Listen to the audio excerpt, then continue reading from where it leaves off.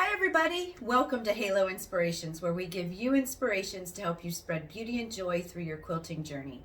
My name is Angel, and I am so completely honored that you took time to stop by our channel today. We are going to be discussing one of my most passionate topics to talk about, the 1/4 inch seam. Yeah, I know. It's like huge. It's like one of the most important things that you really need to get a grip on to make your quilting experience way more successful, a lot less frustrating, and also more enjoyable. So why is it important? If you've read a bunch of patterns, you would realize that most patterns out there do say use a 1/4 inch seam unless otherwise noted. From my understanding in my little bit of research, because I have never sewn garments, so if I'm wrong, somebody tell me, but most of the time they use either a 3/8 or a 5/8 seam allowance. And when we started to quilt and using the 1/4 inch, what that is doing is releasing some of that bulk that'll be created inside when you're going to quilt it and you have your sandwich together and you're going to quilt it. So it takes away some of that bulk and you're not trying to put a needle through all of that material. Same thing even when you're putting your blocks together. It just eliminates a lot of that bulk. Keeping it consistent and accurate will really help you get those shapes that you're looking for, or those points, or the seams to be nested. But it keeps everything in the right proportion of how that pattern was written. And we won't end up with, a block that is a 1/2 inch too big and the other one is a 1/2 inch too little, and then you're trying to put those shapes all together. Now, you don't have to do any of the math. It's already done when they write the pattern. It's just really, really important that you get a hold of your 1/4 inch seam. And I have to tell you, I was super lucky with my first quilt, and it turned out beautiful, and I'm very proud of it, even though there's a lot of error. I'm so very proud. But man, when I went to quilt, I didn't even know how to use a sewing machine. So I learned how to use a sewing machine first, and I used the wrong foot when I was doing it, and I was measuring the seam on the back of the fabric, which doesn't tell you anything, and we'll get to that later. And I did do a lot of seam ripping, don't get me wrong. However, I guess I had a lot of consistency, and that's where it was okay, and things worked out great. But now that I understand a little bit more about it, and I understand the importance behind it, my quilting experience is much more pleasurable. And I do end up with the right size units and blocks and eventually the quilt. So today we're going to be talking about, first I'm going to show you the difference between feet. Like I said, when I first started quilting, I was using the general foot that came with it. And I still do, but I didn't realize there was a 1/4 inch foot out there, and I wasn't really understanding that there was some differences and what that would mean. So I'll show you the different feet, and then I'm going to show you, or I'll talk about 3 different methods that you can use to get that really great 1/4 inch seam and make that journey in quilting more pleasurable. Okay, so 1/4 inch. I got 1/4 inch on the brain. Presser feet. Most of your machines come with a general purpose presser foot. Mine did. Some machines will come with a 1/4 inch foot. Mine I think it's either called a patchwork foot or a piecing foot, but it's a 1/4 inch foot.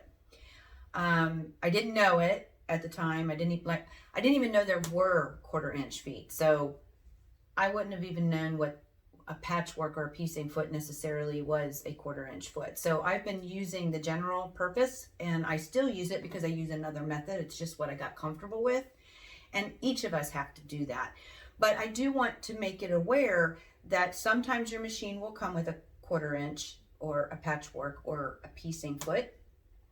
And a lot of people swear by them. They really like them. Now mine is see-through, and I'll show a picture in a little bit, but mine is see-through and it doesn't have a guide.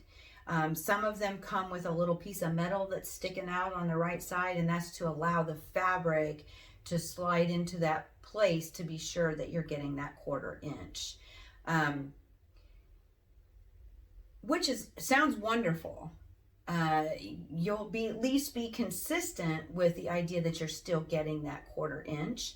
However, sometimes you have to make adjustments. And I don't know if you had that guide, how that would work. Because like I said, I don't have one. But there are things that affect the seam. Okay, so one of the things are different types of fabric or thicknesses. So if one's thicker than the other, or if you're using something that is thicker for another quilt that you weren't using on the one you just did, that quarter inch, it's going to put more material in there, and then your seam allowance is going to be off. So you have to make that adjustment.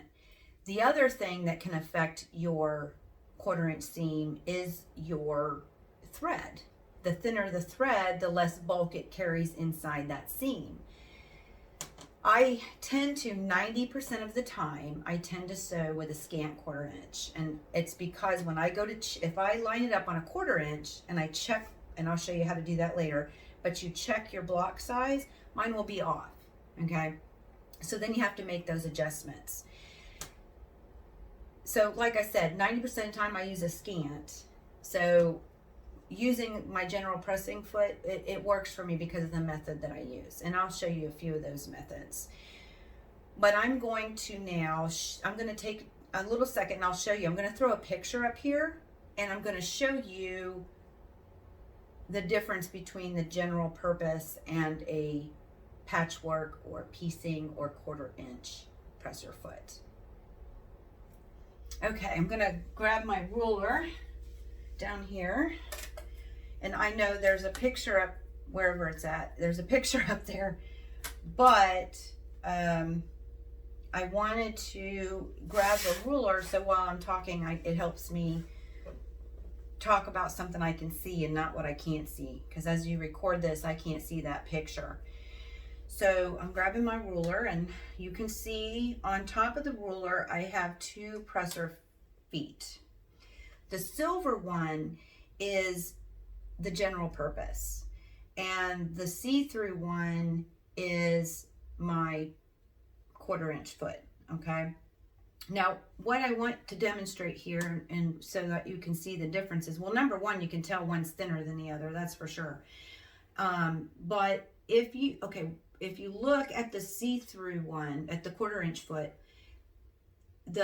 it's sitting on the ruler as if it was sitting on fabric. So you want to line that fabric up underneath the right side of your presser foot. And if you do that, if you look right below, you can see that quarter inch line. It's that dotted line. And if you look in the hole where your needle would go in the center of that hole, it's on that quarter inch line. Okay, so that is your quarter inch foot. If you took a look at the general purpose foot and you lined up that foot as if on the ruler, as if the ruler was fabric, you can see that the middle, where that little line is, and then where your needle will go in the middle there, it's actually on a 3/8 line. So if you were just to sit down and load your general presser foot into your machine and just start sewing, you would be sewing a 3/8 instead of a quarter inch. So those are the differences. If your machine didn't come with one, you can go out and you can purchase it. And a lot of people, like I said, I think a lot of people love them. They just concern me because I don't know how to adjust it. Okay, so let's now dive into getting that quarter inch seam, shall we? So one way to get a quarter inch seam, some machines mine, again, I don't have one of these. So, but I do know some machines now come out with a 1/4 inch mode, and you can sit and program the machine, and you can hit a few buttons and it'll shift the needle for you, and then you can sew that 1/4 inch seam with that mode on your sewing machine. I don't have one of those. On my next machine, I may or may not. When I do go to shop for a new machine, I want to look at it, because I'd be curious. Like I said, if I put it on the 1/4 inch seam mode, and if anybody has one, I'd love to hear from you. But if you put it on the 1/4 inch seam mode and then you sew your two blocks together and check it, are you, if it wasn't and you needed to make a slight change, if they were capable of doing that. But I'm not sure. But if you have one of those machines, definitely do that run, man. Take a test drive. And make sure you read your sewing manual, because from my understanding, every machine is a little different, or different brands work differently. So I'm sure your sewing machine manual will give you great instructions on how to get that done. But if you're like me and you have a machine that doesn't have that mode, then you'll want to use a different method. So now I'm going to take you just through a couple of other methods to get that 1/4 inch seam. I was trying to think of a way to show you what I wanted, to how to get that seam accurate without taking all day, because I know you just want to go and sew. So what I decided to do was that I'm going to show you some of the supplies first, and then I'm going to move you closer to the machine so I can actually demonstrate it and you can see how that is working. So the first item that I'm going to show you is with a ruler. I am using a 12.5-inch ruler. You could just use a 6.5 if you had one, a 6.5-inch square. I have one, but the markings aren't accurate, so I'm going to show you on this one because I know that it's right. So I'm going to use a ruler. Then I'm also going to then show you with a seam gauge. This is called the Ideal Seam Gauge. I absolutely love this thing. I think I'm just really attached to it because, number one, I know it works, and number two, this is how I learned when I very first started to figure out that I needed a different method to do my 1/4 inch seam. So this is actually made by So Very Smooth. They make a seam gauge, this purple thing, and then they also make seam guides. And so I'm going to show you with a seam guide. I will show you with painter's tape, and then I'm also going to show you, and this will all work together, it won't take long, but I'm also going to show you with Bonnie Hunter's infamous method. She is a fantabulous, just wonderful, brilliant individual who I absolutely love, and she uses either like an old credit card or an old hotel card, and so I'll put that in there too, and I'll actually demonstrate how to actually use these things so that you can see exactly what I'm talking about. So right now, those are basically the items that I'm going to incorporate for this first step before we move to the next step. And I'm going to pause the video here, and the next time you come back, you're not going to see me, but you're going to see my machine, and you're going to be up close and personal so that you can actually get an idea of what I'm talking about. So see you in a second. Okay, so here we are in front of my machine. I wanted to bring you closer so you could actually see what I was doing. And I also wanted you to notice that I went ahead and loaded the 1/4 inch foot that I had received with my machine. Your machine may also have come with one. And if it hasn't, you can usually purchase one. You just have to make sure that it's compatible with your machine. So I thought it'd be a good idea for me to demonstrate on how to use it instead of just talking about it. The other thing I wanted to show you was those jiggity jaggedy things that are underneath your presser foot. We call those feed dogs. And what they do is they grab the fabric from underneath, okay, and they pull the fabric through the machine.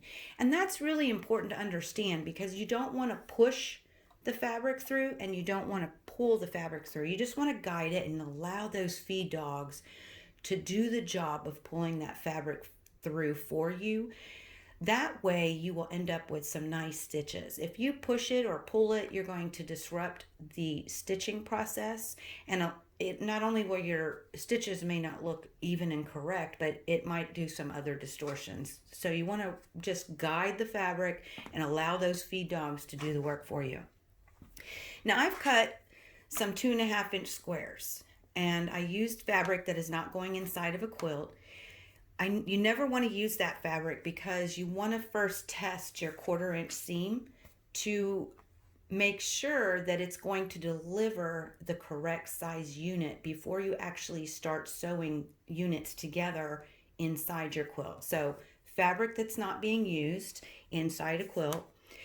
And I also wanted to show, since I have this chance, that, I'm sorry, I hit the camera, that there are 2 sides to fabrics, right? We've got the pretty side and the not so pretty side. So the pretty side is called the right side, and the not so pretty is the wrong side. Now, some fabric you can't tell the difference and it really doesn't matter, and some fabric you can. And you want to take your 2 pieces with the right sides and put them together. And then you want to take your fabric and you want to line it up so it's nice straight and the corners are matching, okay? Keeping your threads out of the way. You're going to want to take it and remember to keep it, your needle needs to be in the center position, because with a 1/4-inch foot, the needle going down straight into the middle there and taking that thread down into the middle will allow for a 1/4-inch seam. Okay, so make sure it's in the center. Pull your threads back a little bit. And then you want to line up your fabric on this side of your presser foot.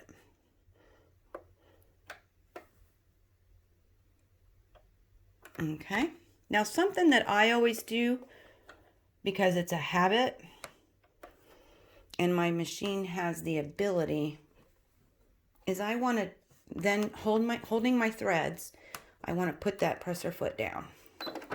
Okay? I'm sorry, the needle down.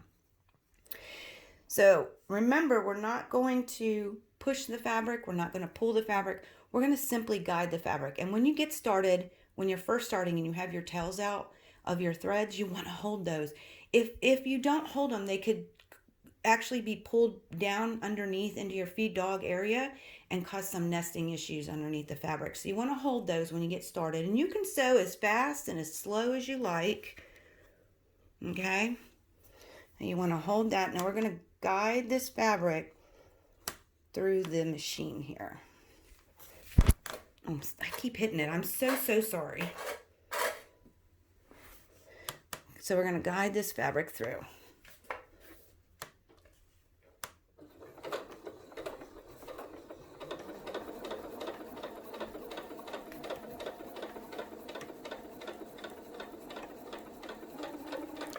When you reach the end, yay, you've got your first stitch or your first seam here. Okay, and I have a cutting button, so I'm going to go ahead and push that and pull it on out.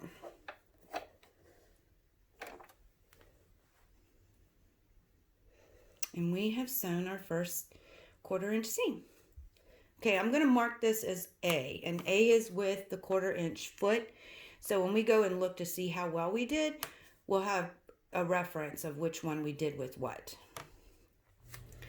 Okay, so I brought you again inside close up, and this time I have my ruler. Now I've also added my general pressing foot, and if you remember, if we lined up the fabric on this edge and went ahead and stitched, we would get like a 3/8 inch seam, not the 1/4 inch. And you can tell that I had to bring it in a little bit. This here is my 1/4 inch line on my ruler. So what I've done is I've lined up, there's a little mark in here. I've lined that up along here. And then even if I wanted to, I can test just a little, bring down that needle just a bit. But you don't want to do it too hard because you don't want to hurt the needle. You don't want to break the needle. And just make sure that that's where it's going to end up. And the first thing I'm going to do is get some painter's tape. Now, a lot of us like using painter's tape because it doesn't leave residue on your machine. If you use a standard type of tape, it might leave this really awful residue that you'll have to clean off because it'll distract your pull on your fabrics. Okay, so you get some painter's tape and you're going to want to put it down next to the ruler. Now you want to make sure that it's straight in there and that it's not hitting those bead dogs. Okay. Now some people will use two pieces and they'll put them on top of each other. For demonstration purposes, I'm only going to do one. The reason they do that is to give even more of a lip along this edge. You know what? I'm going to go ahead and do that.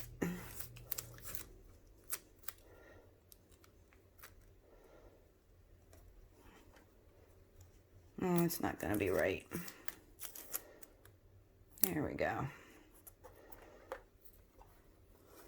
Right on top. Okay? Now, if you didn't have painter's tape, the infamous, beautiful genius of a woman, Bonnie Hunter, she'll actually use like a credit card or an old hotel card, and she puts a double stick tape on the back of it.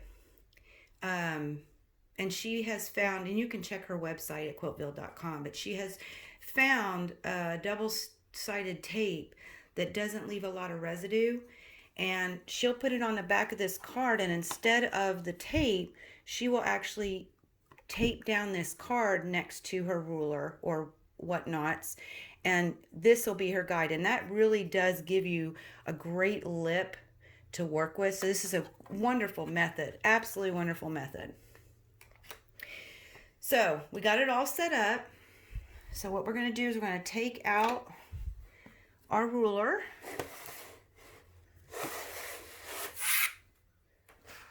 Okay. And then you want to grab your swatches. Now I already have two put together. Using this piece of tape as our guide. I'm going to line up underneath.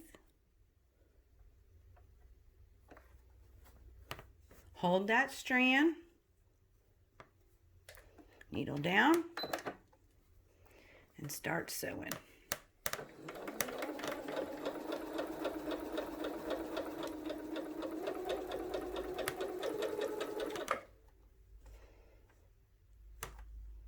Okay. Now again, I have the cut thread button, so I'm going to use that. You can simply just use scissors. Pull that out, and we have our second. And I will mark this with B.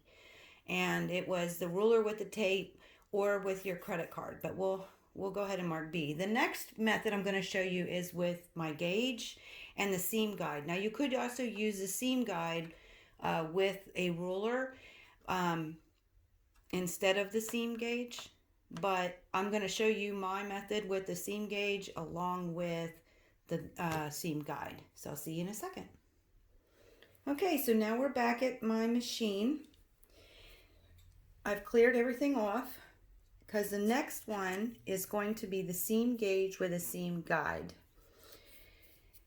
This here is my seam gauge. Now a lot of different companies make these. This one particularly is made by Sew Very Smoothly. Sorry, I had to think about it.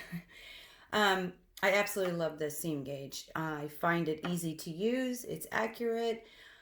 I once lost it or misplaced it, and I thought I was going to lose my mind, so I went out and I purchased another one. And I eventually found the first one, so now I have two, which is great because I always have one in one spot, and if I do something crazy and misplace this one, I got the other one. But I love this thing. And if you'll notice, we have an eighth of an inch, a scant quarter, a quarter, a 3/8, all the way up to 1.5. And these are basically how big your seams will be. The holes that you're seeing is where you are going to slip your needle so that you can place your guide. Whatever guide you're going to use, you can place it there and get that seam measurement that you are desiring. Okay, so let's get this party started. Now you'll notice I only have one string. That's because when I use a thread cutter, it cuts it down inside here, so you won't see the bobbin. This is from the needle. Oh, we're going to take it out, and you want to put the numbers so that they are on the outside. You slide it nice and easy underneath. And what you're going to want to do is you want to line up the hole where your needle is, and you very slowly lower that needle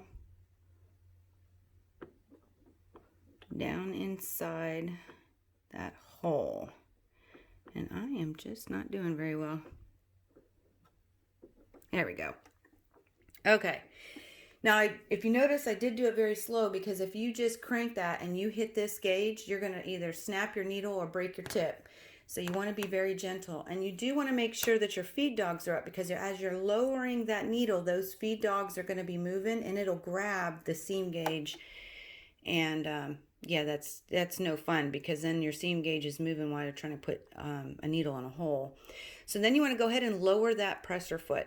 Okay, and what this is doing is it's keeping it straight, and it's not moving as easily. It can move, but not as easily. And you don't want to move it too much underneath here. If you have to make any adjustments, you want to lift the presser foot, because those feed dogs, you don't want to hurt them. You don't want to ruin the ability for it to grip your fabric. So at this point, you could do the tape again, and you just line it up over here. You could use your hotel card. Whoops, not so high, because you wouldn't want to cover your feed dogs. So you'd put your card here next to it. But this time we are going to use a seam guide. Now this is my seam guide, and again, it's made by the same company, So Very Smoothly, or So Very Smooth. I don't know why I keep calling it that. And there's the website if you're interested. Now, if you'll notice, there's a little cut in here, and this is where it gives you an opportunity to keep your feed dogs out, because you don't want to cover up those feed dogs when you're sewing. So we're going to place this next to, oh, and I wanted also, if you can listen, it's sticky underneath, okay? So it's going to stay. But you want to place it under, lining up next to flush of the gauge, okay? Make sure it's straight. I hope it is. It's hard for me to tell, but it looks good. Give it a nice push down, okay? And now it is set up, all right?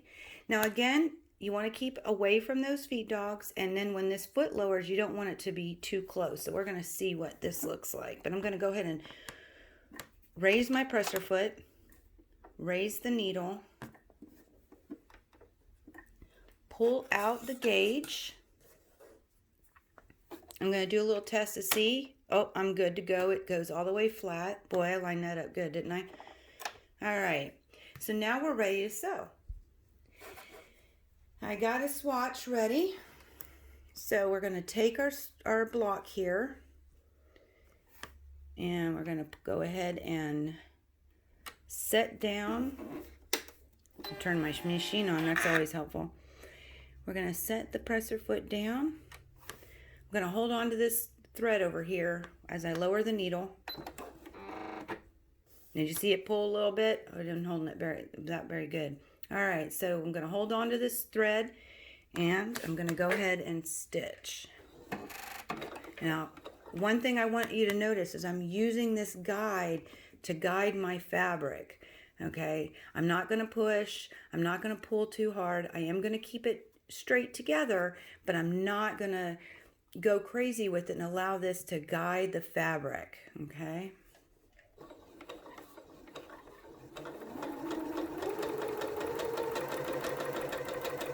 There we go. Okay, and give it a cut.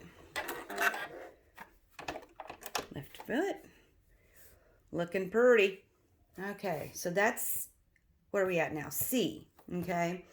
And C will be the seam gauge at 1/4 inch with the seam guide. Now, as I've said before, I know that I usually sew with a scant 1/4 inch, so we're going to go ahead and do that and set this up for a scant 1/4 inch, and then we'll go from there. Okay, so now we're going to do the scant 1/4 inch with the seam gauge and the seam guide. I made a little adjustment to the camera. I hope it works a little better.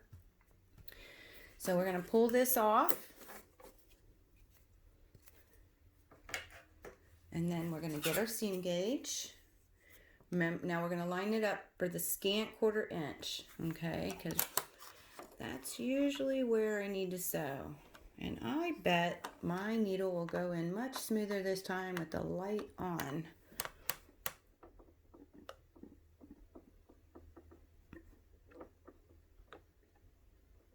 Yeah, perfect. Yep, amazing what light does.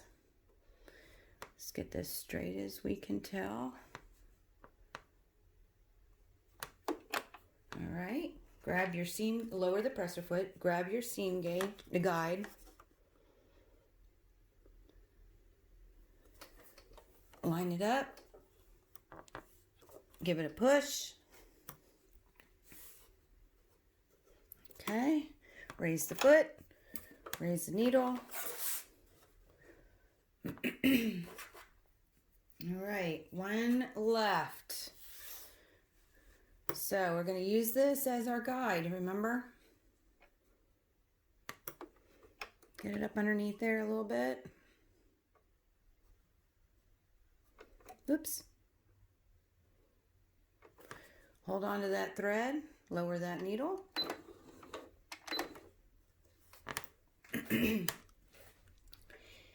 All right, we're going to just simply guide the fabric through. Here we go. Cut. Looking good.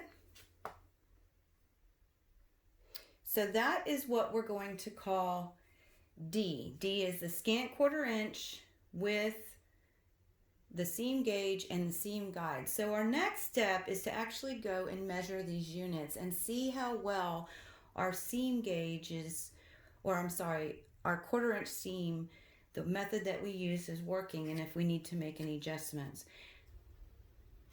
So we have now sewn a couple of squares together and a couple of strips, and we want to now go to the next step. The next step is actually checking those units and seeing how we did. So let's do that. You're not going to see me again. I'm going to take you over to my cutting table and bring the camera in closer so that you can actually see what I'm doing. So you're not going to see me, just a fair warning, and you'll be up close and personal to the rulers and the fabric. So let's go. Let's go see how we did. Okay, so here we are at the cutting table, and we do have A, B, C, and D laid out here, and I do have a piece of paper. Yes, we're going to do a little bit of math. That way you can use this as a reference to be able to figure out your own unit size. So what we've done is we've taken two 2.5 inch strips, right? And if we were going to put those side by side together, it would come to 5 inches. However, on each of these squares, we have actually sewn what we hope is a good solid 1/4 inch seam. So we need to take those seams and add them together. And that is your total. It's a 1/2 inch is our total in seams that was taken out of the 5 inches. So that means we go subtract it from the 5 and we get 4.5 inches. Okay? This is key. So when we go to measure those units over there, we want to take our ruler and go to the 4.5 inch mark And that's exactly what we should be measuring our units to see how good of a control we have over our 1/4 inch seam, and if there's any adjustments that we need to make. So this is good. Like I said, if you were starting with a 4.5 inch block or a 10.5 inch block, you would do the same type of thing to figure out what that unit size is supposed to equal. So ours is 4.5 inches. All right. I'm going to go ahead and clean this off. B, C, D. Okay. We're going to take this A. Now, if you remember, I don't forget, we use the 1/4 inch seam foot. Now, I don't know how well I did. We're about to find out. However, because remember, I don't use the 1/4 inch seam very often. It's not something that I practice with, and this does take practice. Okay, so we have our block A out here.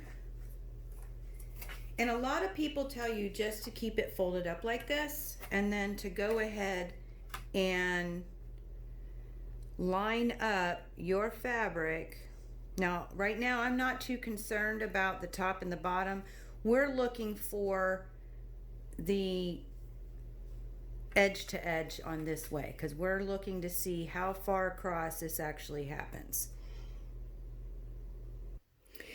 I turned the camera off for just a second so I can see better, because I didn't want my head to show, because this is right in that field. So you want to line up that fabric and see exactly where that thread line that you sewed is measuring, and they feel that if it's on that 1/4 inch, you're good to go. I'm going to blow it up just a little bit, because then you can actually see mine's not too bad. I got a little bit at the beginning, I was a little bit off, but for the most part we're pretty good. But what I wanted to show you was what happens when we open up and measure to the 4.5 line. Okay, so you're going to open up your fabric, give it a finger press, make sure you're still in camera view here. You'll lay this on, and then we're going to simply lay out our fabric again. Okay, so I went ahead and turned off the camera again for just a second to make sure that we were lined up, because I really want you to be able to see this. So we're lined up just as so. Now we want to look at that 4.5 inch mark. Let's see what happens when I blow it up a bit. There we go. So I think you can see that I'm just a tad off. I mean, it's like a thread or two, right? Just a very, very small amount, because the lines are actually not on quite on the fabric. They are actually a little bit off of this fabric. So then you would have to make an adjustment to when you were using your foot to be sure. And it could have been very simply to be, I mean, it's hard for me to tell because I'm not used to sewing with the 1/4 inch foot, but I could have not been sewing on it. You know, you saw how at the beginning I had a little bit off up here. So, you know, it could have been mine, and I probably just need to practice and see if I could get it. But this I actually expected, because like I told you, I sew with a scant. So then the next one was B. Let me pull you out just a little bit. I'm going to grab B. Oh, I didn't pull you out, did I? Well, that's okay, right?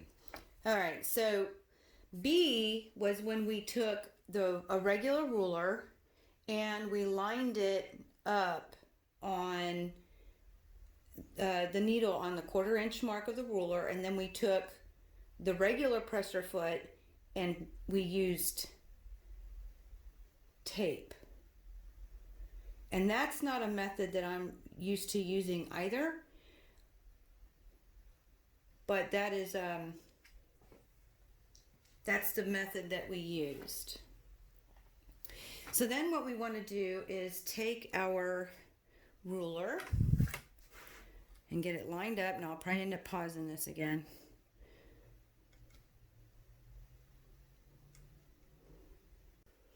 Okay, so if you look, I'm again a little bit short on the 4.5 inch mark. Okay, so there's that method. The next method is C.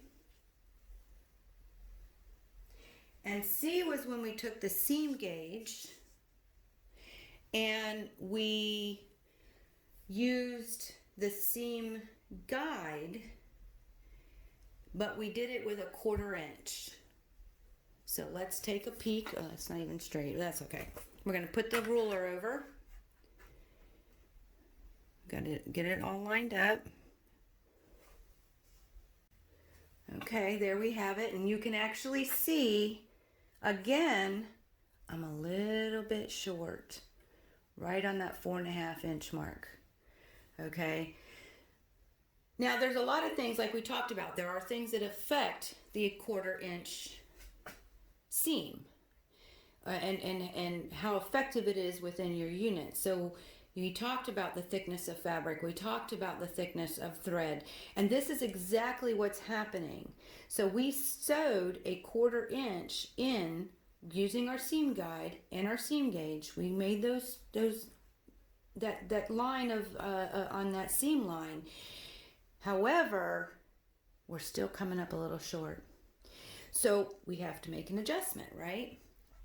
So then we did the seam gauge at a scant 1/4 inch with the seam guide. And let's see how that panned out.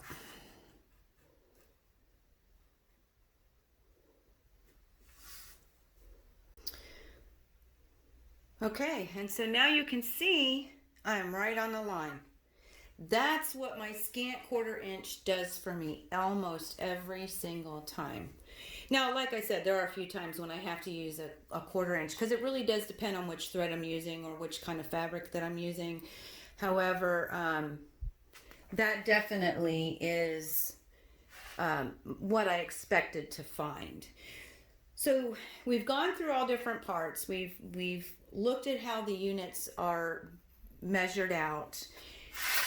And I hope that you can see why you want to be sure that you don't just measure the 1/4 inch seam line on the back of the thread or just measure even the seam, because some people will not measure necessarily the thread but the actual seam.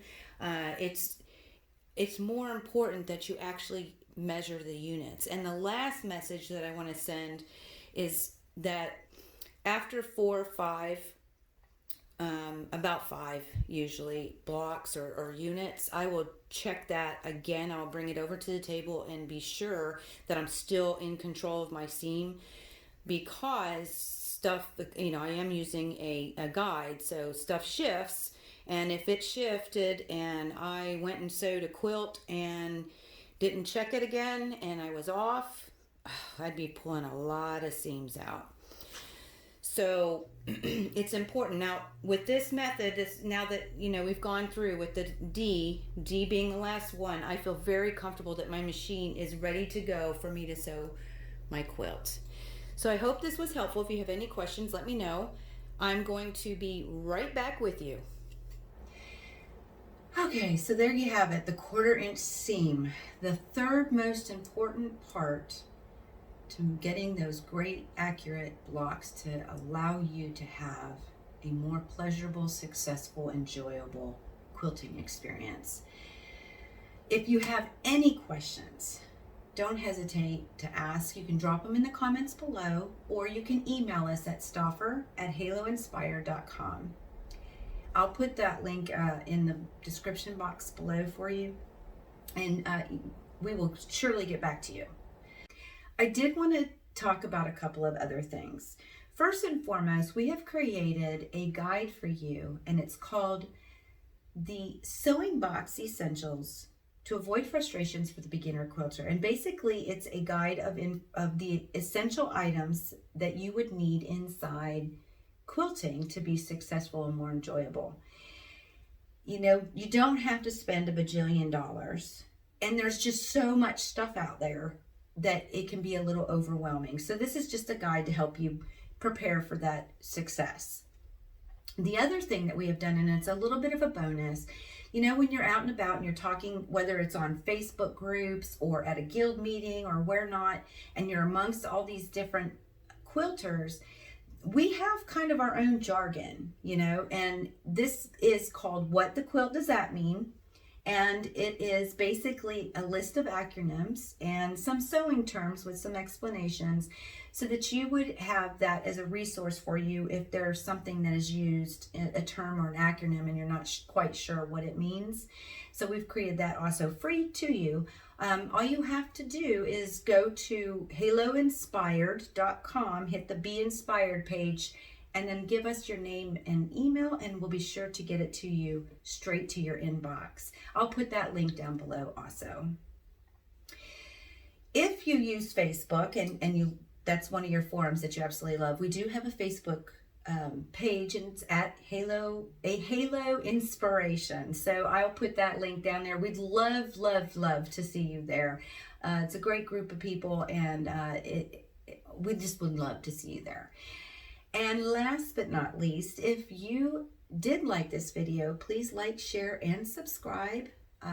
That way you get a notification when the next video will be uploaded. I will say that our next one will be next week, and it is basic beginner techniques when piecing. So that'll be a lot of fun. So I will see you next week, but until then, may you continue to be inspired, productive, and joyful, and never stop making your dreams in quilting come true. See y'all next week.